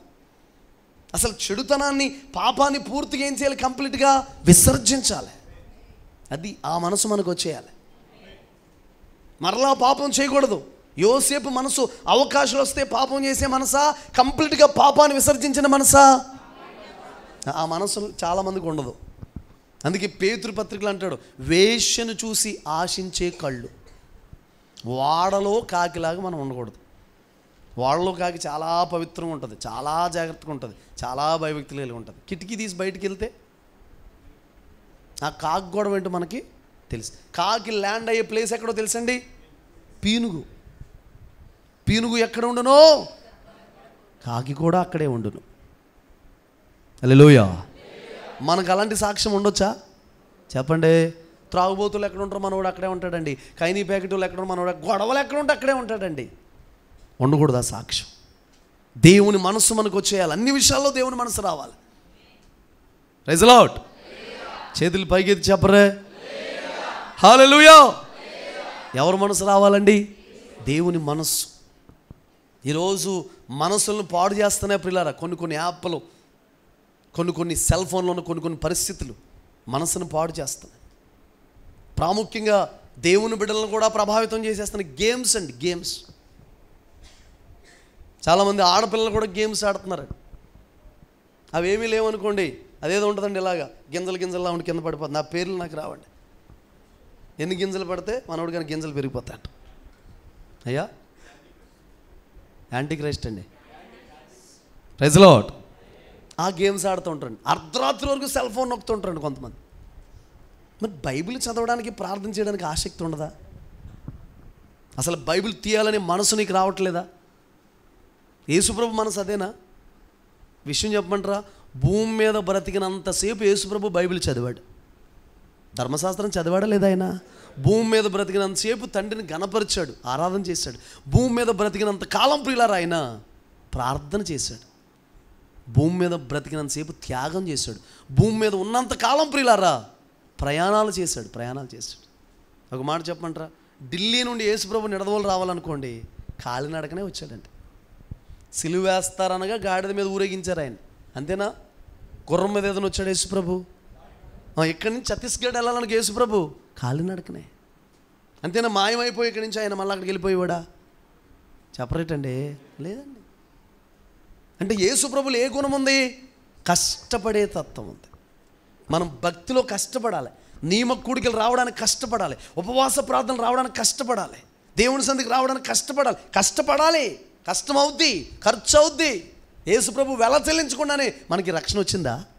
ఖర్చు అవుద్ది, నీకు లెక్కలు వేసుకుంటూ అవదో. ఒకసారి ఒక పాస్ గారు అడుగుతున్నారు, అన్న మీరు ఒక ఊరు మీటింగ్కి వెళ్తున్నారు కదా, ఎంత ఇస్తారో కానుక నాకు చెప్పండి, మీకు ఎంత ఇచ్చారో చెప్పండి, ముందు వెళ్తున్నారు కదా, దాన్ని బట్టి నేను కారు వేసుకెళ్ళాలో బండి వేసుకెళ్ళాలో సెట్ చేసుకుంటాను అన్నాడు.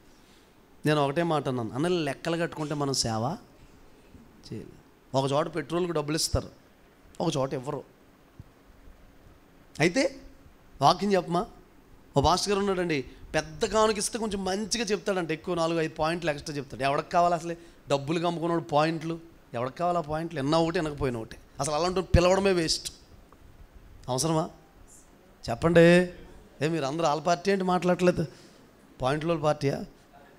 ప్రైజ్ లార్డ్ చెప్పండి ప్రియులారా, హల్లెలూయా కదండి. కొంచెం పెద్ద సైజు ఫోటో అయిపోతే మరలా మెసేజ్ తగ్గిపోద్దంట.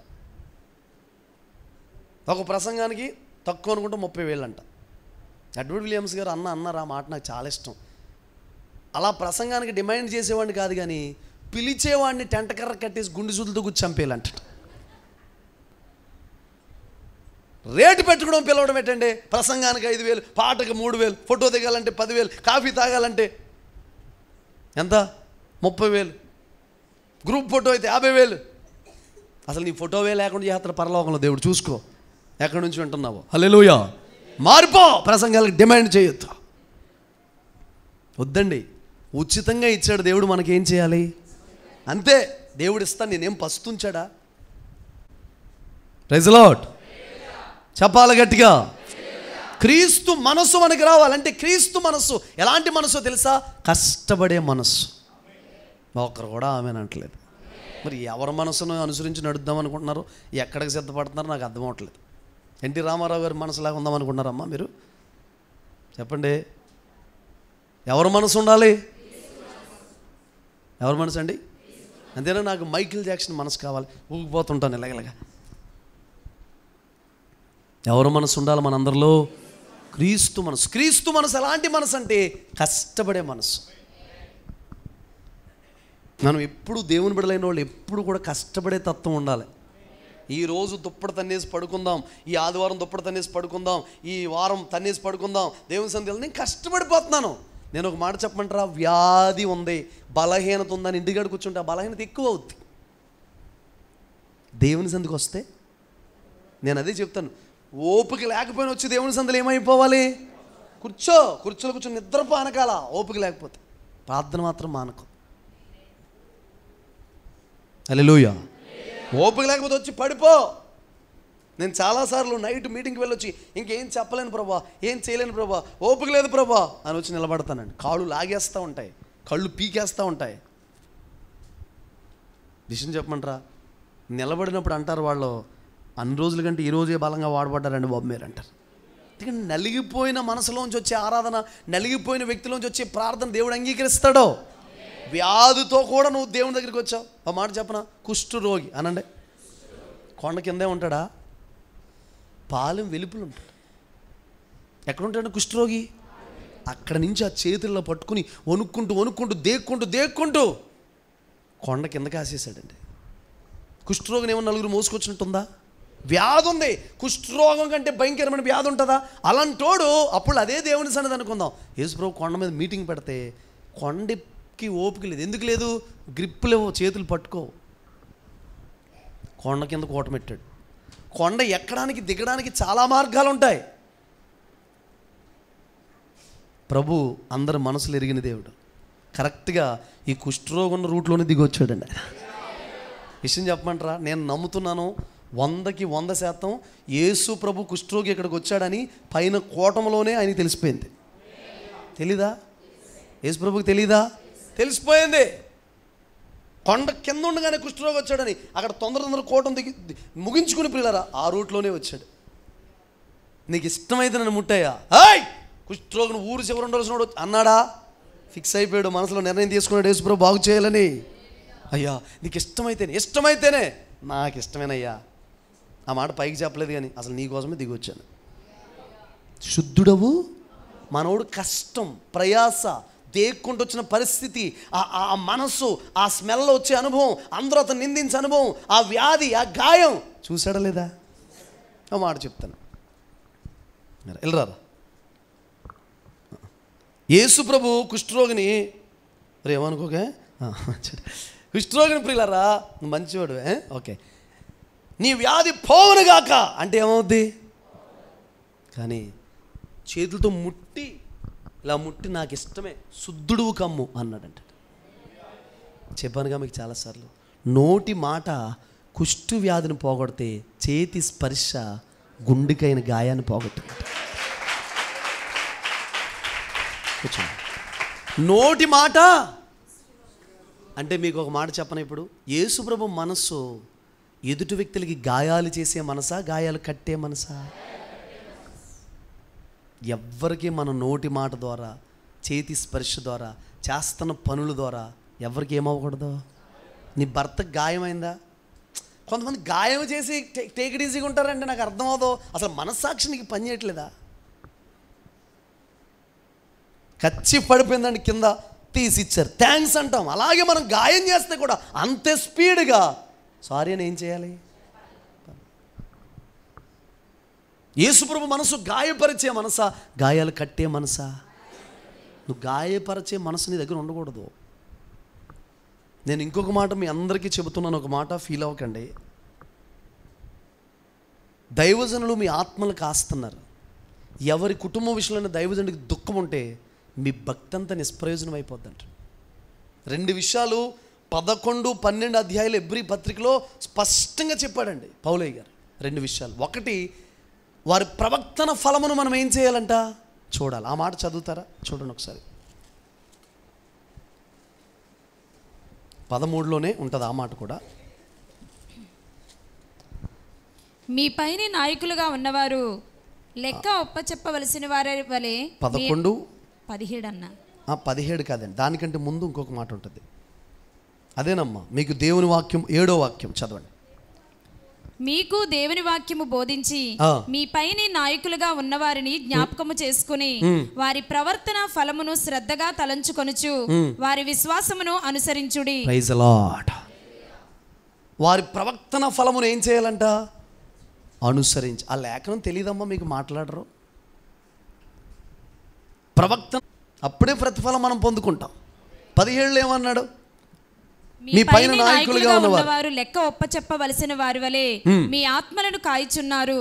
వారి దుఃఖముతో ఆ పని చేసిన ఎడల మీకు నిష్ప్రయోజనము గనుక దుఃఖముతో కాక ఆనందముతో చేయునట్లు వారి మాట విని వారికి లోబడి ఉండుడి. 2 విషయాలు చూడండి.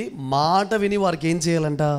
నేను అంటాను, దుఃఖము కలిగేటట్టుగా నాకే కాదు, మీరు ఎక్కడుండి ఈ మాటలు విన్నారు, ఏ సేవకునికైనా మీ పైన నాయకులు గుండి సేవ చేస్తున్న ప్రతి ఒక్కరికి కూడా, మీకు లెక్క అప్పగిస్తూ మీ కొరకు ప్రార్థన చేస్తున్న ప్రతి ఒక్కరికి కూడా దుఃఖము కలిగించేటట్టుగా మనం ఏం చేయకూడదు. నేను మరలా చెప్తున్నాను, యేసు ప్రభు మనస్సు ఎదుటి వ్యక్తి హృదయాన్ని గాయపరిచే మనస్సు కాదు. అర్థమవుతుందా? ఎదుటి వ్యక్తి హృదయాన్ని గాయపరిచే మనసు కాదు. మన ఎవరికి కూడా ఎవరి హృదయాన్ని గాయపరచు. నీ భార్యని గాయపరచొద్దు, బిడ్డల్ని గాయపరచొద్దు, భర్తను గాయపరచొద్దు, అత్తగారిని గాయపరచొద్దు, తోటికోడలను గాయపరచొద్దు, ఇరుగు పొరుగు వారిని గాయపరచొద్దు, అన్నతమ్ములను గాయపరచొద్దు. ప్రేమతో చెప్పండి. ఒకవేళ వాళ్ళు మీ మాట వినరా, సైలెంట్ అయిపోండి, కానీ గాయపరచకండి. ఎందుకంటే గుండెకు గాయమైతే అది మాన్చబడ్డానికి చాలా టైం పడుతుంది. మనుషుల మాటలు గుండెకి ఏం చేస్తాయంటే గాయాలు చేసేస్తూ ఉంటాయి. వద్దు. ఏ సహోదరైనా మందిరంకి వచ్చి సంతోషంగా ఆదివారం వెళ్ళాలి. ఏ సహోదరుడైనా మందిరంకి వచ్చి సంతోషంగా దేవుని సన్నిధికి వెళ్ళాలి తప్ప మన మాటలతో, ప్రవక్తనతో, క్రియలతో ఎవరిని ఏం చేయకూడదు. ఒకవేళ నేను చెబుతున్నాను ఇక్కడ, నా మాటల వల్ల, ఒకవేళ నా ప్రవక్తన వల్ల, నా వైఖరి వల్ల మీ ఎవరైనా గాయపరచబడి ఉంటే అందరి ముందు నేను అడుగుతున్నాను, నన్ను దైవజనురాలు క్షమించండి. మీరు మా ప్రవక్తను మీకు నచ్చట్లేదా, గాయమవుతుందా చెప్పండి, సరి చేసుకుంటాం. అన్నా మీ ప్రవక్తను మాకు నచ్చట్లేదు, మీరు చెప్పే విధానం నచ్చట్లేదు, మీ క్రమం మాకు నచ్చట్లేదు, మీరు సరిగ్గా లేరు అని అంటే నేను చెబుతున్నాను యథార్థంగా, చిన్న పిల్లలాగా నేను సరి చేసుకోవడానికి రెడీ. ఎందుకంటే మనం ఎవరం పరిపూర్ణము కాదు. హల్లెలూయా. మీరు ఎవరైనా కూటమైన తర్వాత నాకు చెప్పగలిగితే చాలా ప్రేమగా నేను దాన్ని స్వీకరిస్తాను. కానీ యేసు ప్రభు మనసు అయితే ఇతరులను గాయపరిచే మనసు కాదు. నేను చెబుతున్నాను సిస్టర్స్కి, బ్రదర్స్కి చెబుతున్న మాట ఏంటంటే, డైలాగులు వేసుకోకండి, పోకిరి మాటలు మాట్లాడకండి, వెకిలి నవ్వులు నవ్వకండి. అవన్నీ దైవికమైన లక్షణాలు కాదు. హాస్యం ఉండొచ్చు కానీ అపహాస్యం. నవ్వు వేరు, వెకిలి నవ్వు వేరు. వ్యర్థంగా సమయాన్ని గడపకండి. నేను మాట చెప్తున్నాను, కొంతమంది బిడ్డలు అండి నైట్ టైం సెల్ ఫోన్తో ఉండి గంటలు సెల్ ఫోన్తో ఉండి తెల్లవారుజాము ప్రార్థన రాలేకపోతున్నారు. కొంతమంది యవనస్తుల కోసం నాకు తెలిసింది, 12 గంటల వరకు సెల్ ఫోన్తో ఉండి 12 గంటల వరకు వ్యర్థమైన మాటలు మాట్లాడుకుని 12 గంటల వరకు ముచ్చట్లు పెట్టుకుని తెల్లవారుజాము ప్రార్థన. మనకి ఏది ఇంపార్టెంట్ చెప్పండి మీరు? అది ఇంపార్టెంటా, ముచ్చట్లు ఇంపార్టెంటా? అవసరమైతే మిడ్నైట్ కూడా నేను చాలామంది వ్యక్తులతో కూర్చోబెట్టి ఒక తమ్ముడు నాతో మీటింగ్కి వచ్చేవాడండి. తన ప్రవక్తన విషయంలో నాకు చాలా గాయం అవుతుంది, నాతో వస్తున్నాడు కానీ స్వభావం మార్చుకోవట్లేదు, సేవలో వృద్ధి ఉండట్లేదు. మీరు నమ్మితే నమ్మండి, లేకపోతే మానేయండి. మిడ్నైట్ అలిసిపోయి వచ్చేవాడిని. డ్రైవింగ్ కూడా తనకు చేయడం చేత కాదు, నేనే చేసుకుని వచ్చి వాక్యం చెప్పి 100-150 కిలోమీటర్లు డ్రైవ్ చేసుకుని వచ్చి తలుపు కట్టకుండా బయట కూర్చుని మంచులో అతనితో కూర్చుని సేవ కూర్చుని విషయాలు మాట్లాడుతుండేవాడిని. అవి ఉపయోగకరమైనవా, ఉపయోగం లేనివా? వ్యర్థమైన ముచ్చట్లు మనం పెట్టుకోవద్దు. మీరు ఈ స్వభావం మీలో కనబడలేదనుకో, నేను గాయపరచబడతాను, నేను బాధపడతాను. స్పష్టంగా చెబుతున్నాను. నేను చెప్పింది మీ దగ్గర కనబడకపోతే నేను బాధపడతాను, దేవుడు కూడా ఏం చేస్తాడో. వ్యర్థంగా టైం గడపకండి. నేను చెబుతున్నాను మరలా, 9:30 కల్లా బెడ్కి వెళ్ళిపోండి, పడుకోండి.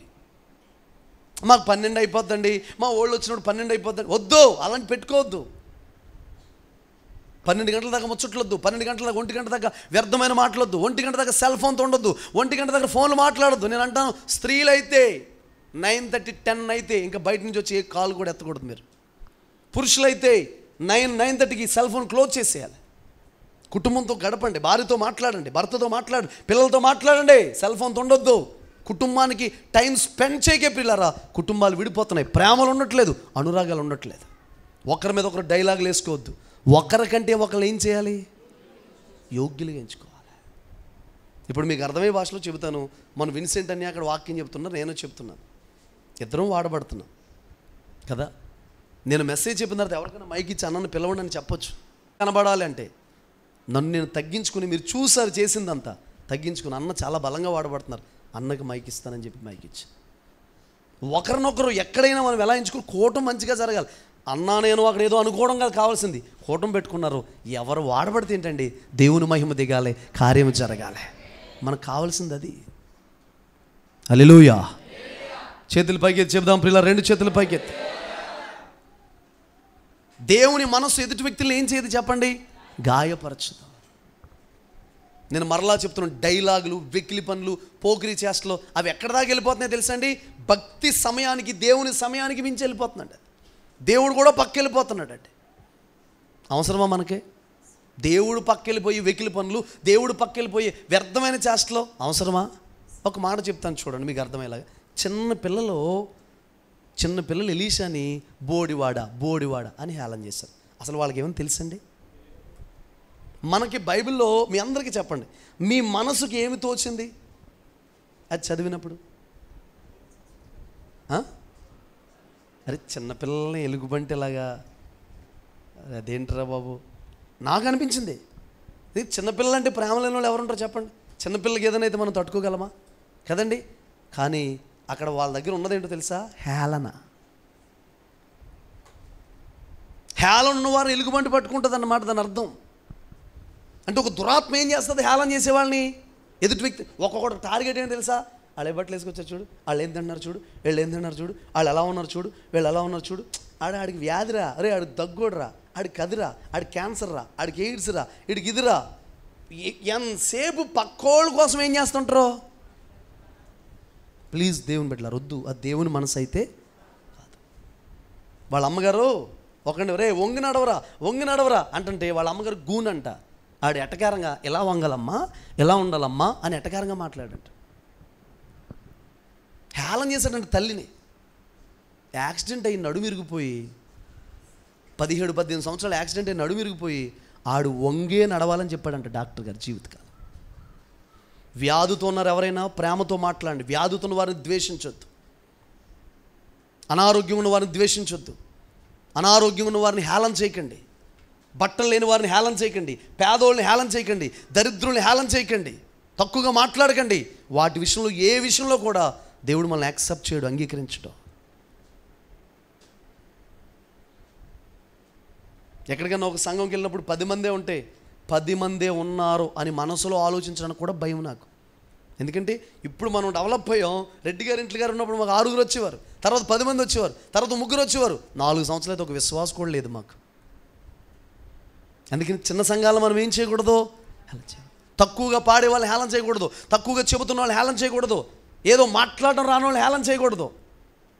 ఎవడో చిన్న పాపం చేశాడు, ఎందులో పడిపోయాడు, పదే ఆ మాటలతో పడవద్దు, హేళన చేయొద్దు. ఎవరో ఒక చెల్లి తెలియక అప్పులు చేసింది, ఇంకా పదే పడవకో. తెలియక వడ్డీలకి తీసుకున్నారు, పడవద్దు. తెలియక ఇల్లు కట్టుకున్నారు, పడవద్దు. తెలియక ఏదో తప్పు చేస్తారు, వద్దు. అది దేవుని మనసు కాదు. కుష్ఠరోగినే చారదీసిన మనసు యేసయ్య మనసు. హల్లెలూయా, గట్టిగా చెప్పండి హల్లెలూయా. కుష్ఠరోగిని ఏం చేసిందండి ఆయన మనసు? కుష్ఠరోగిని ప్రేమించిన మనసు, ఎదుటి వ్యక్తుల్ని గాయపరిచే మనసు దేవుని మనసు కాదు. గాయం అయ్యిందంటే ఎదుటోడికి మనకు క్షమాపణ చెప్పాలి తప్పనిసరిగా, కవర్ చేయకూడదు. ఖచ్చితంగా మనం ఏం చేయాలి? క్షమాపణ చెప్పాలి. ఇప్పుడు నేను అంటాను సారీ అని ఎదుటి వ్యక్తికి మనం క్షమాపణ చెప్పాం, ఏమైపోయాం? కన్నం పడిపోయి వెంటనే సిక్కిపోయి సన్నపడిపోయామా? కళ్ళు లోపలికి వెళ్ళి బక్క అయిపోయామా? సారీ అని చెప్పినందుకు. మీకు ఇంకా విషయం తెలుసా? దేవుని దగ్గర మీకు ఇంకా ఘనత పెరిగిపోతుంది. తప్పిదములు దాచిపెట్టువాడు వర్ధిల్లడు, వాటిని ఒప్పుకుని విడిచిపెట్టువాడు కనికరం పొందుతాడు. ఒకరినొకరు క్షమించుకోవాలంట, ఒకరినొకరు ప్రేమించుకోవాలంట. Praise the lord. చెప్పండి, యేసయ్య మనసు దేన మనసు, యేసయ్య మనసు పవిత్రమైన మనసు, యేసయ్య మనసు సాత్వికమైన మనసు, యేసయ్య మనసు కల్మషం లేని మనసు, యేసయ్య మనసు పాపాన్ని విసర్జించే మనసు, యేసయ్య మనసు ఎదుటి వ్యక్తులను గాయపరిచే మనసు. ఎదుటి వ్యక్తులు ఎక్కువ దేని చేత గాయపడతారు చెప్పన ప్రియులారా? మన నోటి మాటల చేత. బెర్క్మన్స్ గారి పాట మనం పాడతాం చూడండి. ఆ పాట ఏం పాట అనేది? శుభవేళ నీ నోము చూసి నిన్ను ఆరది, అందులో నా నోటి మాటలల్లా పరుల గాయాలు కట్టాలి అనండి. ఆ మాట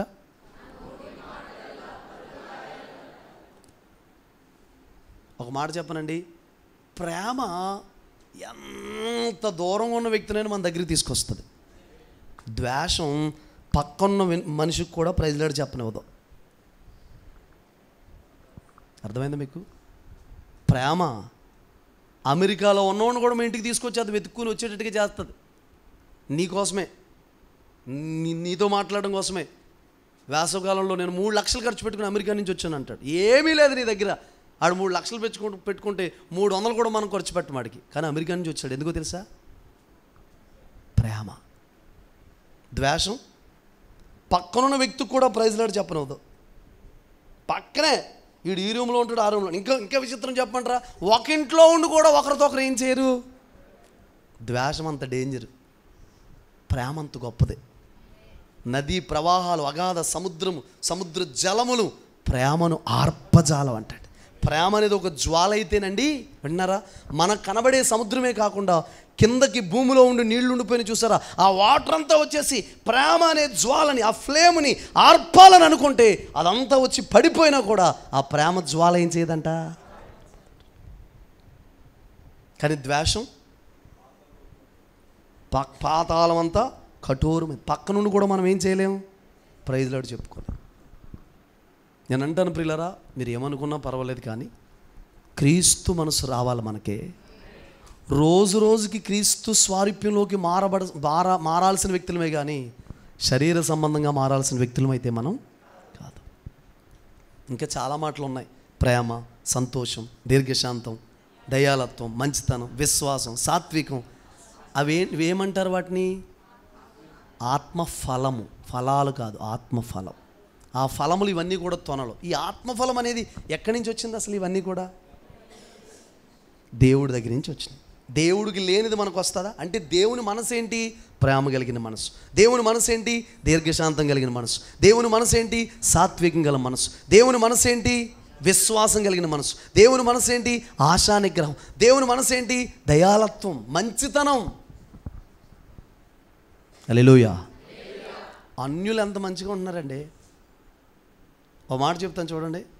శ్రీకాకుళంలో కరెంట్ లైన్లకి వేసుకున్నాడు బ్రదర్ సామ్యూయల్ అనే తమ్ముడు. మొన్న వచ్చారు కదండి. వేసుకుంటే లైన్ మ్యాన్ వచ్చి అది తీసేయండి బాబు, అలా అలా గొడవ చేస్తా అలా చేస్తాను. అన్యులు వచ్చి అంటున్నారండి. ఒక ముగ్గురు అన్యులు వచ్చి, పాస్టర్ గారు ఆ లైన్కి వేసుకోవద్దు అన్నాడు ఆ లైన్ మ్యాను. రండి ఆంజనేయ స్వామి గుడిలోంచి మీకు కరెంట్ ఇస్తారండి, మీటింగ్లు పెట్టుకోండి అంటాడు. గట్టిగా చప్పలు కొట్టండి. ఎక్కడి నుంచి అండి? కరెంట్ లేకపోతే ఏమైందండి పాస్టర్ గారు? మన ఆంజనేయ స్వామి గారు ఉన్నారు కదా, ఆంజనేయ స్వామి గారు గుడిలోంచి లైన్ లాక్కోండి, మీరు పెట్టుకోండి మీటింగ్. జరిగేది యేసుప్రభు మీటింగా? కరెంట్ ఇచ్చేది ఎవరో? ఆంజనేయ స్వామి. నా దగ్గరికి వచ్చి, అన్న ఓలమ్మో ఇదేంటన్నా ఇలాగంటున్నారు, ఎలా గుడిలోంచి కరెంట్ ఇస్తారన్నారు అన్న. ఓలమ్మో అంటున్నాడు. ఓలమ్మ లేదు, ఏం లేదు, ఇచ్చినప్పుడు పెట్టేసుకో, చిన్న ఫోటో తీసుకో, సాక్షి మీద వీడియో తీసుకో. ఊర్లో అందరూ కూడా అతనికి అంత మంచోళ్ళు అయిపోయారండి. ఒక అతను వచ్చి, అన్యుడు, దారి లేదు, ఏం లేదు పాస్టర్ గారు ఏమనుకుంటున్నావో, అది దారి లేదు మీకు చర్చికి అన్నాడంట. ఆ చర్చి కడుతున్న మేస్త్రి అప్పుడే పూజ చేసుకుని వచ్చి ఇంత బొట్టెట్టుకుని నామాలు పెట్టుకుని ఆడుతూ అన్నాడండి పక్కోడితో, రే పాస్టర్ గారు ఏమన్నారు అనుకుంటున్నారా? పాస్టర్ గారు మీరు ఊరుకోండి, మేము చూసుకుంటే దారి లేదు అన్నాడు చర్చికి. ఎవడు బొట్టెట్టుకుని పూజ చేసి అక్షతలు జిమ్ముకుని వచ్చి పాస్టర్ గారికి చర్చికి దారి లేదు అంటున్నాడు. నువ్వు విషయం చెప్పమంటారా? ఆ మంచిది మీరు అలా బ్రతకాలండి. Praise lord. కిషోర్ గారు ఉన్నారు, కిషోర్ గారు.